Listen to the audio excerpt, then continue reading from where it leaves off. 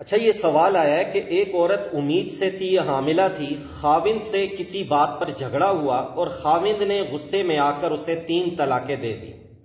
ابھی اس عورت کے حمل کا تیسرا مہینہ ہے، رہنمائی فرما دیں کہ طلاق واقع ہو چکی ہے یا نہیں۔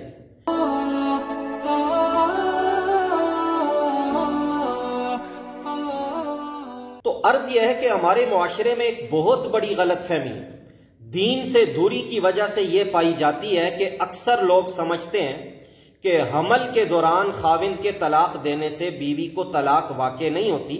یہ بات بالکل غلط ہے، اور صحیح یہ ہے کہ جب شوہر اپنے ہوش و حواس کے ساتھ بیوی کو طلاق دے دے، چاہے بیوی حاملہ ہو یا نہ ہو، دونوں صورتوں میں اسے طلاق واقع ہو جائے گی۔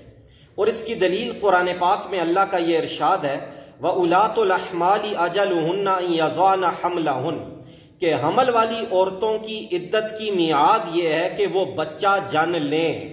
تو دیکھیں، اس آیت میں اللہ نے حمل والی عورتوں کی عدت بیان کی ہے، اور ظاہر ہے کہ دوران حمل طلاق دینے سے طلاق واقع ہو جاتی ہے، تبھی تو قرآن نے ان کی عدت بیان کی ہے۔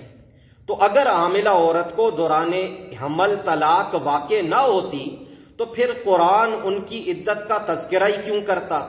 تو بہرحال طلاق واقع ہو جاتی ہے، اور چونکہ آپ کے سوال کے مطابق خاوند نے اس حاملہ بیوی کو 3 طلاقیں دی ہیں، تو 3 طلاقیں دینے کے بعد خاوند عدت کے دوران رجوع بھی نہیں کر سکتا، اور عدت ختم ہونے کے بعد اپنی اس بیوی سے نیا نکاح بھی نہیں کر سکتا۔